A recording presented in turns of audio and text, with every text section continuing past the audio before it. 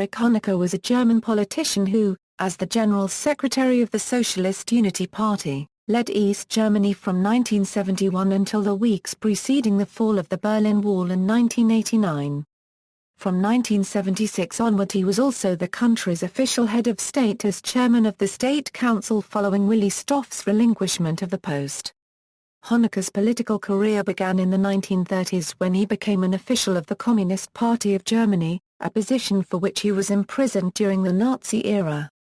Following World War II, he was freed and soon relaunched his political activity, founding the youth organization the Free German Youth in 1946 and serving as the group's chairman until 1955. As the Security Secretary of the Party Unregistered Trademark S Central Committee in the new East German state, he was the prime organizer of the building of the Berlin Wall in 1961 and, in this function, bore responsibility for the order to fire along the inner German border. In 1971, he initiated a political power struggle that led, with Soviet support, to his replacing Walter Ulbricht as first Secretary of the Central Committee and as Chairman of the state's National Defense Council.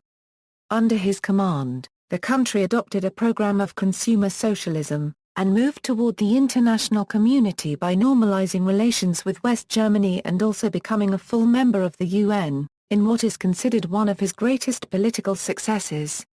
As Cold War tensions eased in the late 1980s under the liberalizing reforms of Soviet leader Mikhail Gorbachev, Honecker refused all but cosmetic changes to the East German political system and was consequently forced to resign by his party in October 1989 as the communist regime sought to retain its power.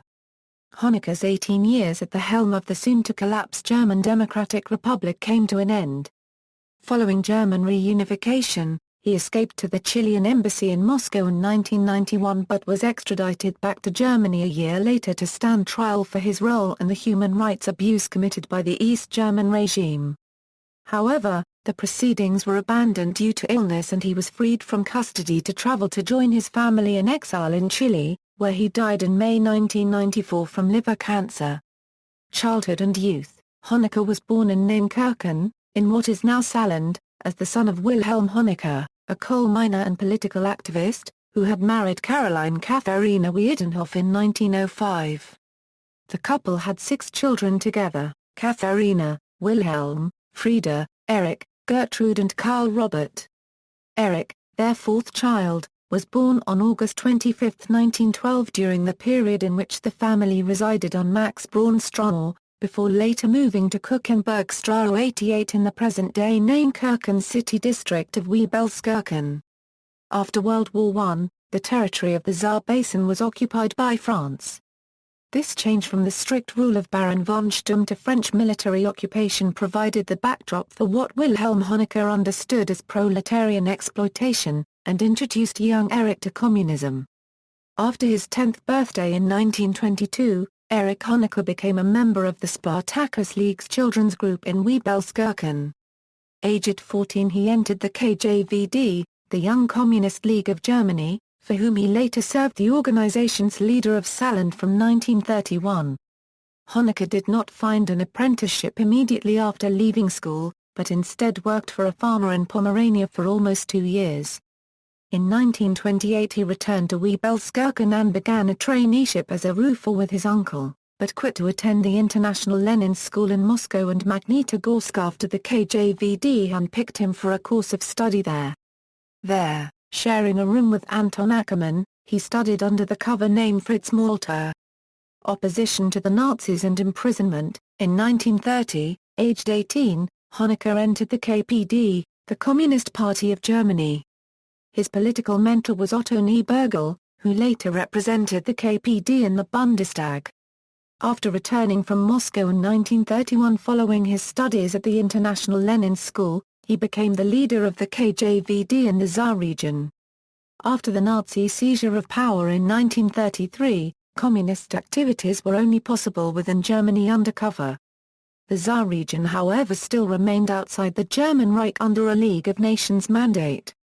Honecker was arrested in Essen, Germany but soon released. Following this he fled to the Netherlands and from there oversaw KJVD's activities in Alts, Hesse and Baden-Württemberg.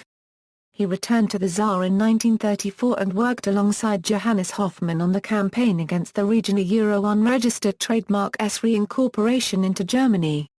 A referendum on the unregistered trademark S future in January 1935 however saw 90.73% vote in favor of reunifying with Germany.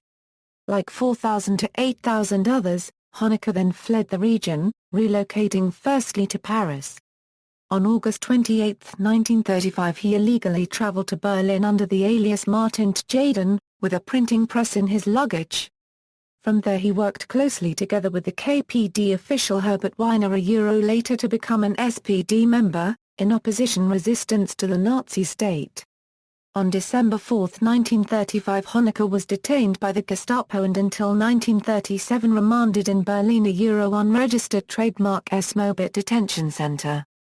On July 3, 1937 he was sentenced to 10 years imprisonment for the preparation of high treason alongside the severe falsification of documents. Honecker spent the majority of his incarceration in the Brandenburg Gare Den prison, where he also carried out tasks as a handyman. In early 1945 he was moved to the Barnimstrasse Women unregistered trademark S prison in Berlin due to good behavior and, as a trained roofer, in order to be put to work repairing the bomb-damaged building.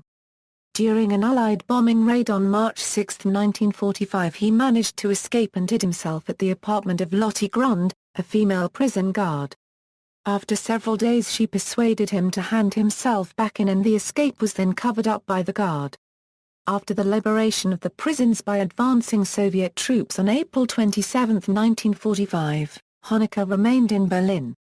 His escape from prison and his relationships during his captivity later led to him experiencing difficulties within the Socialist Unity Party, as well as straining his relations with his former inmates. In later interviews and his personal memoirs, Honecker therefore falsified many of the details of his life during this period.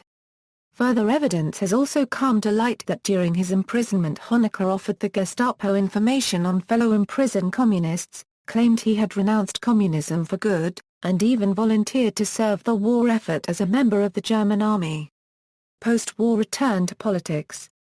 In May 1945 Honecker was picked up by chance in Berlin by Hans Mahl and taken to the Albrecht Group, a collective of exiled German communists that had returned from the Soviet Union to Germany after the end of the Nazi regime.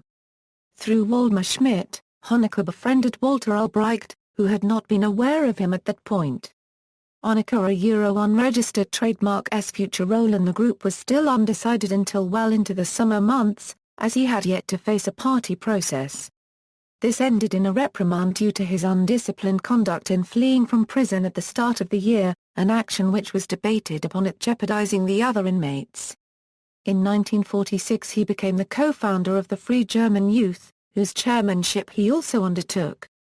After the formation of the SED, the Socialist Unity Party, in April 1946 through a merger of the KPD and SPD, Honecker swiftly became a leading party member and took his place in the party's Central Committee. On October 7, 1949 the German Democratic Republic was formed with the adoption of a new constitution, establishing a political system similar to that of the Soviet Union. Within the state unregistered trademark S socialistic single-party government, Honecker determinedly resumed his political career and the following year was nominated as a candidate for the Politburo of the CDU unregistered trademark S Central Committee. As president of the Free German Youth Movement, he organized the inaugural Deutschlandtreffen der Jugend in East Berlin in May 1950 and the Third World Festival of Youth and Students in 1951. Although the latter was beset with organizational problems. During the internal party unrest following the suppressed uprising of June 1953, Honecker sided with First Secretary Walter Albrecht, despite the majority of the Politburo attempting to dispose Albrecht in favor of Rudolf Herrnstadt. Honecker himself though faced questioning from party members about his inadequate qualifications for his position. On May 27, 1955 he handed the presidency of the FDJ over to Karl Nemokel, and departed for Moscow to study for 2 years at the school of the Soviet Communist Party at Albrecht's request. During this period he witnessed the 20th Congress of the Soviet Communist Party in person, where its first secretary Nikita Khrushchev denounced Joseph Stalin. After returning to East Germany in 1958, Honecker became a fully fledged member of the Politburo, taking over responsibility for military and security issues.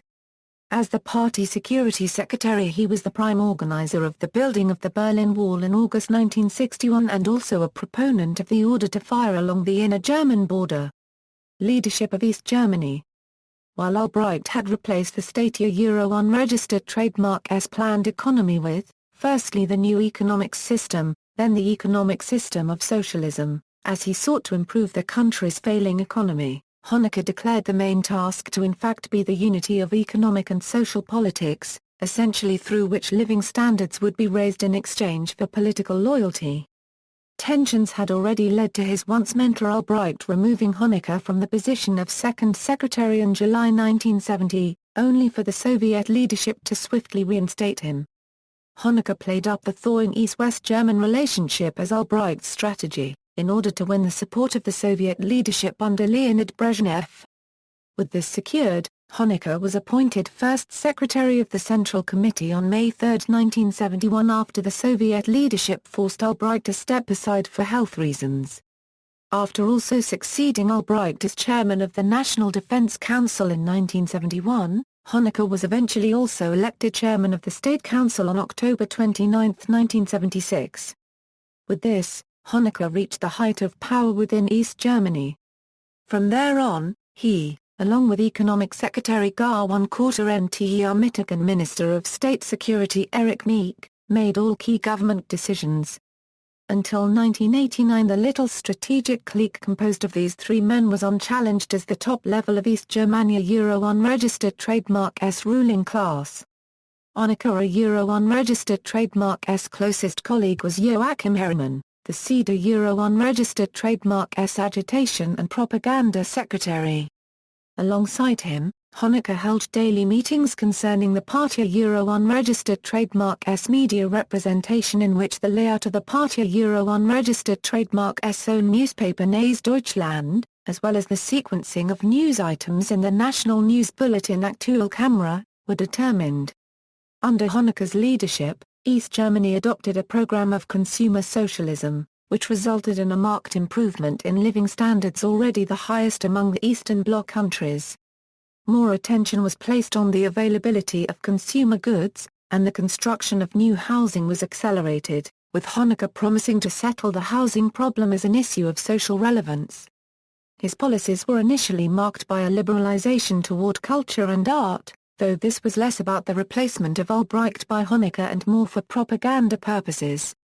While 1973 brought the World Festival of Youth and Students to East Berlin, soon dissident artists such as Wolf Biermann were expelled and the Ministry for State Security raised its efforts to suppress political resistance. Honecker remained committed to the expansion of the inner German border and the order-to-fire policy along it. During his time in office, around 125 East German citizens were killed while trying to reach the West. Although Honecker remained loyal to the Soviet Union by renouncing the objective of a unified Germany and adopting the defensive position of ideological Abgrenzung, he signed the Basic Treaty between East and West Germany in 1972, which sought to normalize relations between the nations. East Germany also participated in the Conference on Security and Cooperation in Europe held in Helsinki in 1975, which attempted to improve relations between the West and the Eastern Bloc, and became a full member of the United Nations. These acts of diplomacy were considered Honecker Euro unregistered trademark's greatest successes in foreign politics.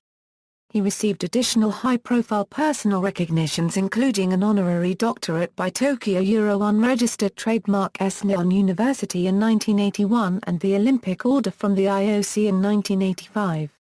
In September 1987, he became the first East German head of state to visit West Germany, where he was received with full state honors by West German Chancellor Helmut Kohl in an act that seemed to confirm West Germany's acceptance of East Germany's existence.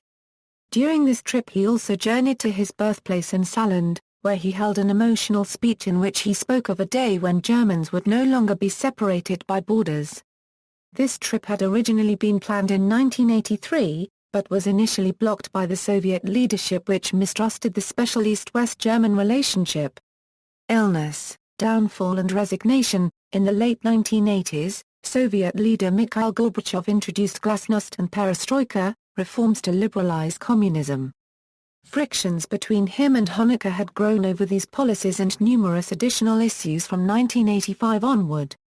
East Germany refused to implement similar reforms, with Honecker reportedly telling Gorbachev, "We have done our perestroika, we have nothing to restructure."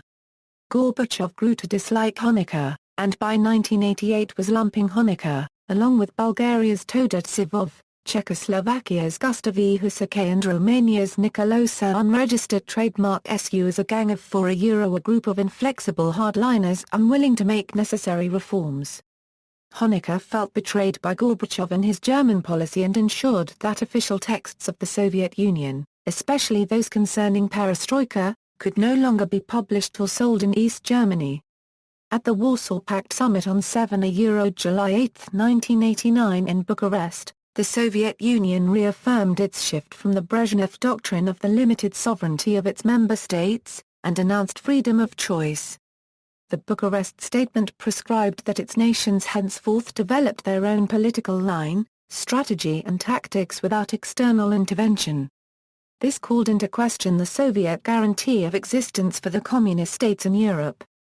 Already in May 1989 Hungary had begun dismantling its border with Austria, creating the first gap in the so-called Iron Curtain, through which several thousand East Germans quickly fled in hopes of reaching West Germany by way of Austria. Per a 1969 treaty, the Hungarian government should have forced the East Germans back home. However, after a week, the Hungarians relented and let the refugees pass into Austria, telling their outraged East German counterparts that international treaties on refugees took precedence.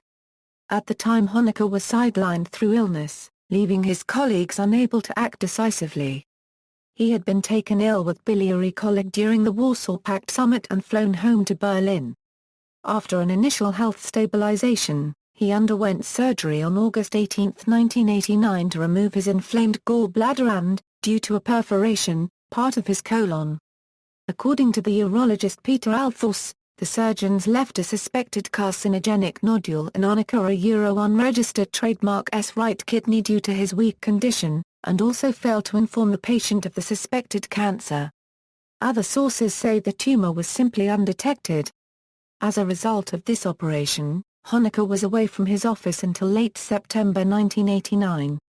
Back in office, Honecker had to contend with the rising number and strength of demonstrations across East Germany that had first been sparked by reports in the West German media of fraudulent results in local elections in May 1989.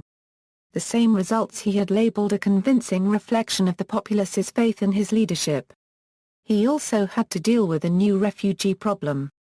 Several thousand East Germans tried to go to West Germany by way of Czechoslovakia, only to have that government bar them from passing. Several thousand of them headed straight for the West German embassy in Prague and demanded safe passage to West Germany. With some reluctance, Honecker allowed them to go but forced them to go back through East Germany on sealed trains and stripped them of their East German citizenship.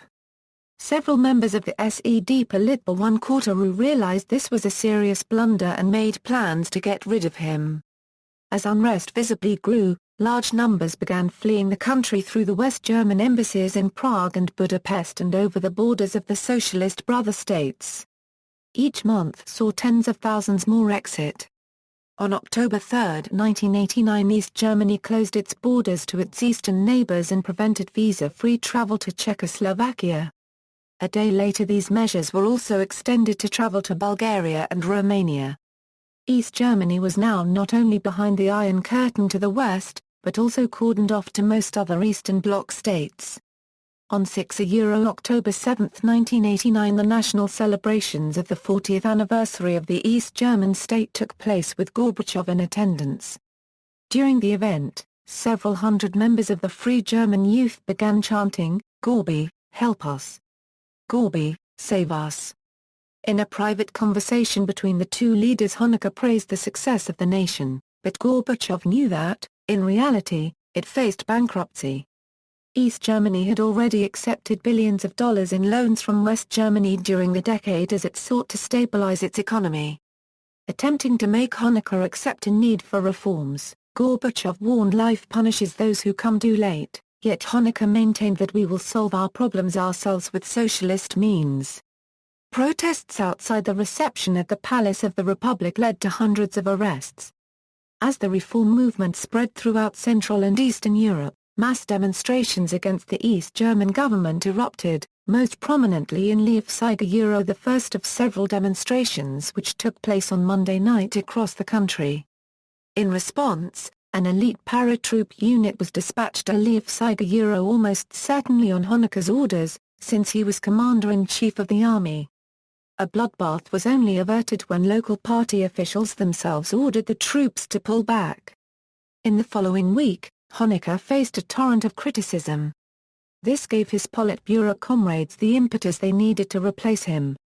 After a crisis meeting of the Politburo on 10 October 11, 1989, Honecker's planned state visit to Denmark was cancelled and, despite his resistance, at the insistence of the regime's number 2 man, Egon Krenz, a public statement was issued that called for suggestions for attractive socialism. Over the following days Krenz worked to secure himself the support of the military and the Stasi and arranged a meeting between Gorbachev and Politburo member Harry Tisch, who was in Moscow, to inform the Kremlin about the now-planned removal of Honecker. Gorbachev reportedly wished them good luck. The sitting of the SED Central Committee planned for the end of November 1989 was pulled forward a week, with the most urgent item on the agenda now being the composition of the Politburo. Krenz and Meek attempted by telephone on the night of October 16 to win other Politburo members over to remove Honecker. At the beginning of the session on October 17, Honecker asked his routine question of are there any suggestions for the agenda? Stoph replied, "Please, General Secretary, Erich, I propose that a new item be placed on the agenda. It is the release of Erich Honecker as General Secretary and the election of Egon Krenz in his place." Honecker reportedly calmly responded, "Well, then I open the debate." All those present then spoke, in turn, but none in favor of Honecker. ๊_Nt Szyboski even extended the dismissal of Honecker to also include his posts in the State Council and as chairman of the National Defense Council, while childhood friend ๊_Nt Armitage moved away from Honecker. Meek supposedly blamed Honecker for almost all the counter-unregistered trademark's current ills and threatened to publish compromising information that he possessed, if Honecker refused to resign. After 3 hours the Politburo voted to remove Honecker. In accordance with long-standing practice, Honecker voted for his own removal.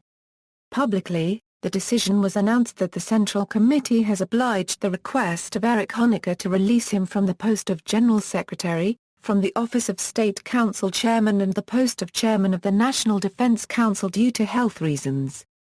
Krenz was unanimously elected as his successor as General Secretary. Start of prosecution and asylum attempts. Within days of the fall of the Berlin Wall, the SED lost control of the country. On December 1, its guaranteed right to rule was deleted from the East German constitution. 2 days later Honecker was excluded from the unregistered trademark's Central Committee. In a desperate attempt to change its image, the Party of Democratic Socialism, successor to the SED, expelled him later in the year. He went on to join the newly founded Communist Party, remaining a member from 1992 until his death. During November the People's Chamber had already set up a committee to investigate corruption and abuses of office, with Honecker being alleged to have received annual donations from the National Academy of Architecture of around 20,000 marks as an honorary member. On December 5, 1989 the chief public prosecutor in East Germany formally launched a judicial inquiry against him on charges of high treason, abuses of confidence and embezzlement to the serious disadvantage of socialist property. As a result Honecker was placed under house arrest for a month.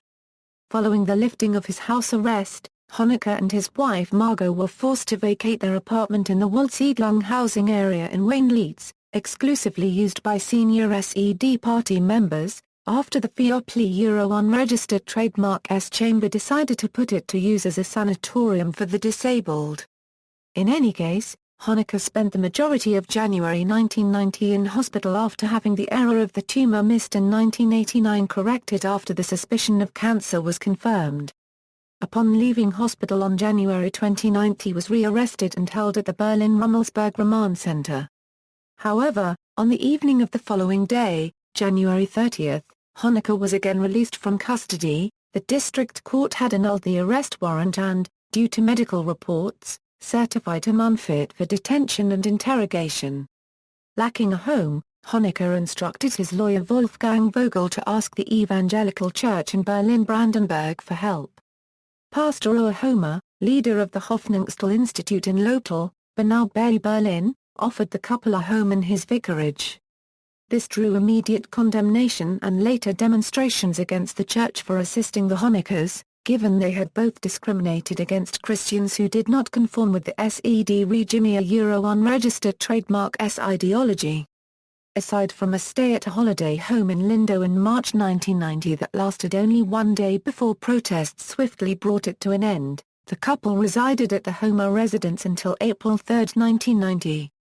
The couple then moved into a three-room living quarters within the Soviet military hospital in ʻeːʁɪç. Here, doctors diagnosed a malignant liver tumor following another re-examination. Following German reunification, prosecutors in Berlin issued a further arrest warrant for Honecker in November 1990 on charges that he gave the order to fire on the inner German border in 1961 and had repeatedly reiterated that command. However, this warrant was not enforceable because Honecker lay under the protection of Soviet authorities in ʻeːʁɪç. On March 13, 1991 the Honeckers fled Germany from the Soviet-controlled Sporenburg airfield to Moscow on a military jet with the aid of Soviet hardliners. The German Chancellery had only been informed by Soviet diplomats about the Honeckers' Euro unregistered trademark flight to Moscow 1 hour in advance.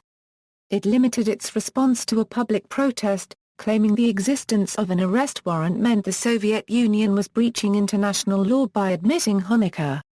The initial Soviet reaction was that Honecker was now too ill to travel and was receiving medical treatment after a deterioration of his health.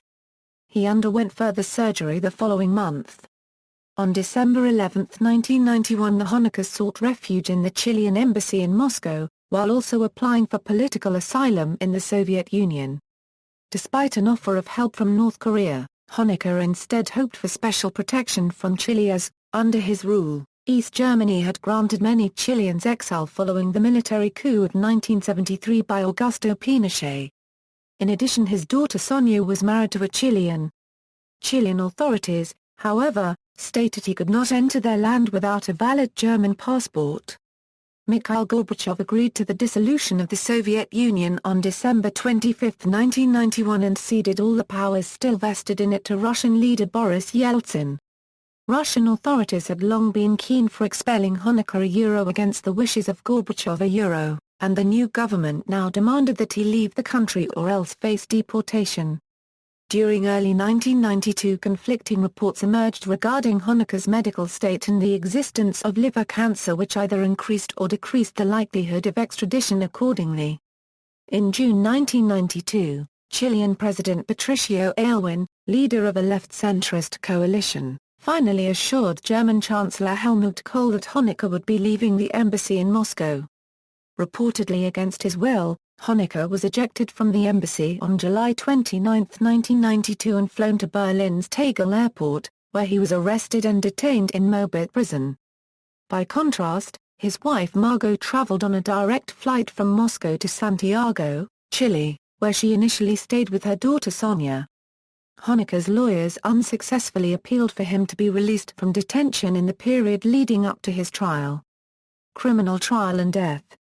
On May 12, 1992, while under protection in the Chilean embassy in Moscow, Honecker, along with several co-defendants, including Erich Honecker, Willi Stoph, Heinz Kessler, Fritz Strelitz and Hans Albrecht, was accused in a 783-page indictment of his part in the collective manslaughter of 68 people as they attempted to flee East Germany.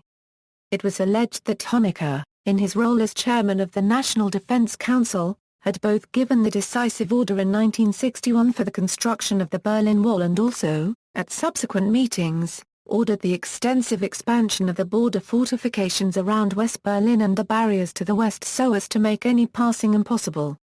In addition, specifically at a May 1974 sitting of the National Defense Council, he had stated that the development of the border must continue, that lines of fire were warranted along the whole border and, as prior, the use of firearms was essential. Comrades who have successfully used their firearms are to be praised.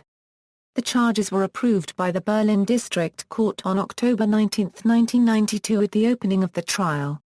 On the same day, it was decided that the hearing of 56 of charges would be postponed and the remaining 12 cases would be the subject of the trial to begin on November 12, 1992. The question of under which laws the former East German leader could be tried was highly controversial and, in the view of many jurists, the process had an uncertain outcome. During his 70-minute-long statement at the court on December 3, 1992, Honecker admitted political responsibility for the building of the Berlin Wall and subsequent deaths at the borders, but claimed he was without juridical, legal or moral guilt. He blamed the escalation of the Cold War for the building of the Berlin Wall, saying the decision had not been taken solely by the East German leadership but all the Warsaw Pact nations that had collectively concluded in 1961 that a Third World War with millions dead would be unavoidable without this action. He quoted several West German politicians who had opined that the wall had indeed reduced and stabilized the two factions. He stated that he had always regretted every death, both from a human point of view and due to the political damage they caused. Making reference to past trials in Germany against communists and socialists such as Karl Marx and August Bebel, he claimed that the legal process against him was politically motivated and a show trial against communism. He stated that no court lying in the territory of West Germany had the legal right to place him, his co-defendants or any East German citizen on trial, and that the portrayal of East Germany as an Untitled was contradictory to its recognition by over 100 other nations and the UN Security Council. Furthermore, he questioned how a German court could now legally judge his political decisions in the light of the lack of legal action taken over various military operations that had been carried out by Western nations with either overt support or absence of condemnation from Germany. He dismissed public criticism of the Stasi, arguing that journalists in Western countries were praised for denouncing others. While accepting that the experiment of East Germany had failed, he claimed that it had nonetheless proved that socialism can be possible and be better than capitalism. By the time of the proceedings, Honecker was already seriously ill. A new CT scan in August 1992 had confirmed an ultrasound examination made in Moscow and the existence of a malignant tumor in the right lobe of his liver. Based on these findings and additional medical testimonies, Honecker unregistered trademark S lawyers requested that the legal proceedings, as far as they were aimed against their client, be abandoned and the arrest warrant against him withdrawn. The cases against both Meek and Stoph had already been postponed due to their ill health. Arguing that his life expectancy was estimated to be 3 to 6 months, while the legal process was forecast to take at least 2 years, his lawyers questioned whether it was humane to try a dying man. Their application was rejected on December 21, 1992 when the court concluded that, given the seriousness of the charges, no obstacle to the proceedings existed. Honecker lodged a constitutional complaint to the recently created Berlin Constitutional Court, stating that the decision to proceed violated his fundamental right to human dignity, which was an overriding principle in the Constitution of Berlin, above even the state penal system and criminal justice. On January 12, 1993, Honecker unregistered trademark S complaint was upheld and the Berlin District Court therefore abandoned the case and withdrew their arrest warrant. An application for a new arrest warrant was rejected on January 13. The court also refused to commence with the trial related to the indictment of November 12, 1992, and withdrew the second arrest warrant related to these charges. After a total of 169 days, Honecker was released from custody, drawing protests both from victims of the East German regime as well as German political figures.